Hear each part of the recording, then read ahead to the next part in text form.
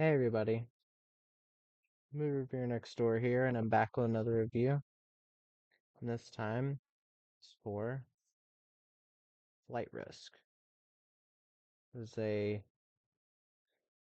thriller film directed by Mel Gibson from 2025, and it stars Mark Wahlberg, Michelle Dockery, Topher Grace, Leah Remini, and Paul Ben-Victor. In this film, a U.S. Marshal escorts a government witness to a trial after he's accused of getting involved with a mob boss, only to discover that the pilot who is transporting them is also a hitman sent to assassinate the informant. After they subdue him, they are forced to fly together after discovering that there are others attempting to eliminate them. So, what did I think of Flight Risk? So, I was genuinely really excited to see this. I wasn't expecting it to be anything fantastic, but I was really excited to see the directing return of Mel Gibson ever since he did Hacksaw Ridge, which won a bunch of awards. I still haven't seen that, but of Mel Gibson's, I haven't seen any he's directed other than Passion of the Christ. I'd have to watch that one again. But I like this with a few caveats that I do think this could have been done a lot better. And there is one thing in the story that I do think is kind of shoehorned in because they didn't have enough faith. He didn't have enough faith in these characters to carry it. But overall, I'd say like fun time waster kinda. Like I probably wouldn't watch this again. I probably wouldn't own it on Blu-ray or anything. Even though the Blu-ray design is kind of cool, where the you remove the slipcase and it's like a hat that comes off of Mark Wahlberg's head. I kind of like that. But this will be a spoiler review because I do have to talk about some important plot beats. So, spoilers to get to the cast. Michelle Dockery plays Madeline Harris. She is, again, a U.S. Marshal. She's escorting Winston, or Topher Grace's character, so that he can testify against a mob boss. Michelle Dockery is an actress I've really enjoyed in the films I've seen her in. She was great in The Gentleman. She was really fun in Boy Kills World as a villain. She was good nonstop with Liam Neeson. But yeah, like definitely a really great actress, and I think she continues that here. She's a big reason why I have this film as high as I do. Because I think like at the start I was like kind of iffy on her performance. I was like, okay, she's doing this kind of hard ass thing that I'm not huge on. But as we go further, she has a really good acting moment in the third act regarding a character uh dying that I will talk about. But yeah, I do think she fit the role well. She does a very good American accent given that she's British. Topher Grace plays Winston. He is an accountant working for this who worked for this mob boss. He was skimming money, and that's how he got caught. Topher Grace, another great actor. I've really enjoyed him in everything I've seen him into. He was in an episode of Black Mirror called Smithereens. I haven't seen American Ultra. I think he's pretty fun in that. Pretty funny, like as he is here. Um, but yeah, uh, Topher Grace, I do think is having a lot of fun with this role. He's very goofy. He's kind of a comedic relief. Um, but I do think he plays those characters well, as he did in excuse me, American Ultra. Um, b- excuse me, but yeah, Mark Wahlberg plays Daryl Booth. He is a hitman sent to kill Winston the Witness. Mark Wahlberg is an actor I've kind of warmed up to. I know him and Mel Gibson are really good friends. That's why why Mel Gibson shows up in Father Stew, and kind of why Mark got this role here. Um, I liked him in The Departed, in Boogie Nights. Um, what did I see him in? Where? Oh yeah, Shooter. I think he's really good in Shooter. but my one of my big issues with this film is that they don't do enough with this character. And I'll talk about that with like how the film is set up early on, but I like that he's going for a bit of an unhinged over the top performance, but I don't think he goes deep enough into that performance. Some people think he goes too over the top. I don't think he does. I think if it was a slower build up to him going crazier, I think that would make it a lot more interesting. I don't think he's bad, but I just think it's not enough. Exactly. Leah Remini plays Caroline Van Sant, who's one of Madeline's contacts in the U.S. Marshals. Leah Remini has not been in anything. She's not really a movie person. Movie wise, she was in Old School. She was in Second Act with Jennifer Lopez. Like, not a lot. She's mostly known for King of Queens, which I thought she was fucking hilarious on that show. I really, anybody who's into sitcoms definitely watch King of Queens. That's when Kevin James was at his best in terms of comedy. Um, but Leah Remini, I think, does a decent job over the phone, even though again it's just a voice performance. But I think she does a good job. And then Paul Ben Victor as director Coleridge. I think well, he's like a corrupt higher up who turns out to be, with the mob. I did warn you about spoilers. Um, I've never, I've probably seen this actor in something before. Okay, I did see him in Plane, but I didn't remember he was in that. He's been in a ton of films. He was in The Irishman, Don John, Tombstone, True Romance, Cool World. He's in a lot. I think he does a fine job over the phone as well. Um, but yeah, I kind of want to talk about the things I'm not huge on with this film first. Um, Again, when I say that Mark Wahlberg's performance was a bit lacking, I think that he's not given enough setup, really, because very early we see the whole like, oh, there's blood on his shirt, or he has a cut on his neck, and it's very obvious that something is wrong. Like it's not that much of a twist because it's given away in the trailer. It really is. And I don't think that ruined the movie because that's a very early twist. It's in the first third of the film where you find out that he's not the actual pilot and he's sent there to kill Topher Grace's character.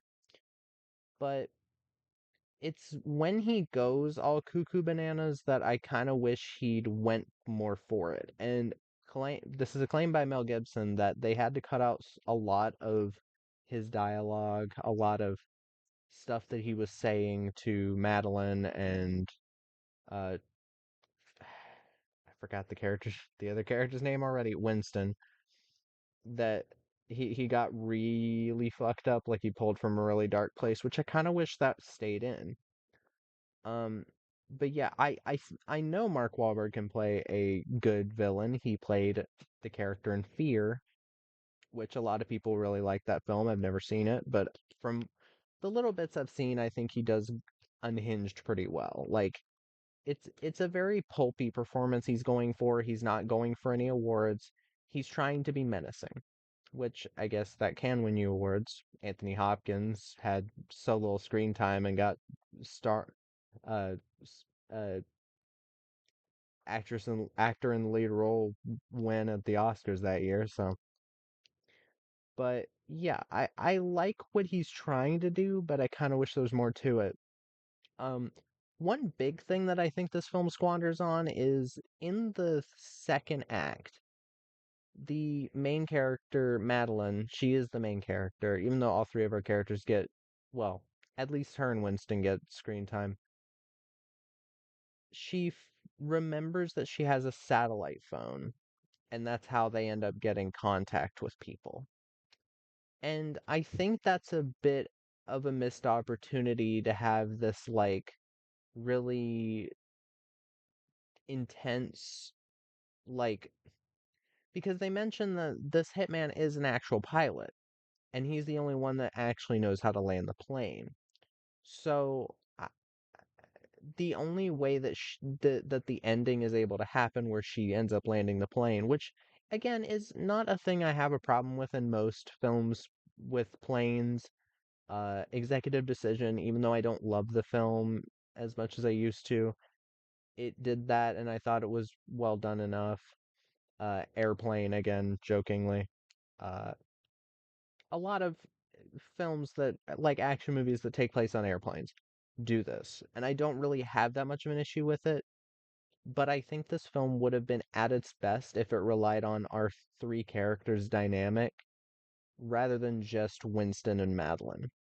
Because, again, you have the hitman character who's trying to kill them, but he's also the only one that knows how to fly, land the plane, do anything, and they don't really know where they're going because he sabotaged the navigation. Excuse me, he sabotaged the navigation, which, again, it's a thing you can expect in these types of movies. But I think, again, the satellite phone is a bit of a cock tease to what could have been a really interesting dynamic of Madeline doing what she can to get info out of the hitman and the tension the like absolute tension that could have been drawn from just that those interactions between her and Mark Wahlberg's character, because Mark Wahlberg, even though he's on the poster, like he is what this film is being sold by, even though it's very obvious he's the villain, he's not in it as much as you'd think, because quite a lot of this movie is being held up by Topher Grace and Michelle Dockery, who again, I think they both give really good performances in this. I do. I think they're very good in this. Not even joking. This film doesn't deserve a 2.0 or a 2 out of 5 on Letterboxd just for their performances alone. But I think it would have been an even more interesting dynamic if it was all three of them. Again, like her threatening him into giving her like instructions on how to land the plane, how they would have dealt with that at the end. And instead, you don't really have that much of a final showdown with the villain, which I am a little bit peeved about. Even though the death is pretty fun, it's pretty goofy. Like, this film doesn't take itself that serious, at least in the first third. In the first third, it's like goofy, like, excuse me, tongue in cheek fun that like bits and pieces of it crop up, like in the second and third act, but the first third is where this film is at its best. Um, because again, you have that tension where that you feel like that's what they're gonna do. Like he's like, "Y'all need a pilot." He's doing that accent, and it's like, "Oh shit, they're gonna have to actually work with the bad guy in order to land the plane, or else they're gonna die." But yeah, I kind of wish they had never brought up the sat phone because this extraneous plot where it's just the voices of these other characters, you can't really get attached to these characters. And if you were going to, because here's the thing, it's kind of a stock corruption plot because she's like, oh, maybe my friend Van Sant isn't a good guy, and then she's talking to Coleridge, or or the Indian guy that's trying to help her land the plane, who I thought was pretty funny. Um, and off screen, Van Sant's character gets T-boned by a truck trying to leave the office uh because our main character is like, you've got to get out of there. Coleridge is on the mob's payroll. He already knew this and he sent like somebody to kill her. And this happens off screen. So, two things that would have added to this a lot and really sold Michelle Dockery's performance, which I do still think she sells. I do still think she sells the emotions of finding out a really good friend of yours and colleague is dead and you're talking to the person who made it happen. This should be like an emotional powerhouse, like a literal powerhouse of emotions here. But it should have happened on the phone. I feel like this would have been its best if Coleridge did it himself, and then when she hears the car like crash into her, and she hears her friend die over the phone, and then Coleridge picks up the phone, or a hitman who ends up another hitman who ends up coming up later to try to kill Winston again. That would have been a really good moment of, oh fuck, I fucked this up, didn't I? And it would have really, again, sold her performance. Um, Also, the film isn't that original. It's very similar to a lot of films people have seen. It kind of reminded me of a film called uh oh, what was it? It was a Joseph Gordon-Levitt. Let me see. I think it was like 7800.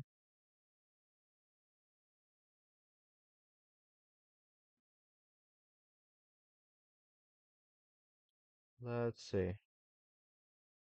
7500, which I thought was a pretty good movie. I'd have to watch it again, but I remembered enjoying his performance and enjoying how the film played out. It did take some risks for sure, but yeah, the plot. This film is very dialogue heavy. That's not exactly always a complaint though. The dialogue is well written for the most part, and I think that again, uh, Michelle Dockery and Topher Grace have a really good rapport, even if Mark Wahlberg is kind of just wasted here. He might be in half the movie. He's the star. He's the main actor on the poster. In the credits, he's second build, which kind of makes more sense. But even though Topher Grace is really the second build star, but um, eh, at least the dialogue between these two is genuinely funny at times. His him kind of being annoying at the start felt intentional, and it didn't grate on my nerves. But again, I think there could have been something added to this. Maybe add a couple characters if you don't want to rely on Mark Wahlberg's character's flying abilities. But um, for the things I did like, I like Mel Gibson's direction here. I think he has some really nice shots. Um, Even if I wouldn't say it's on the level of Passion of the Christ in terms of directing, his directing there was stellar. Um, Again, great performances, Michelle Dockery and Topher Grace. They both do great jobs here. Um, there were some bits of tension that I think were well done, especially in the first act. And I think the dialogue at times it feels like 90s cheese a bit. Like not fully like parody level at all, but it knew what it was, and it knew not to take itself so serious that it wasn't fun. This film is goofy fun, kind of turn off your brain, I guess, and that's mainly what I'd recommend it for. But yeah, that was my review of Flight Risk. If you've seen the film, let me know what your thoughts are in the comments down below. If you have any recommendations, put them down below. Subscribe, hit the bell, whatever, and movie reviewer next door out.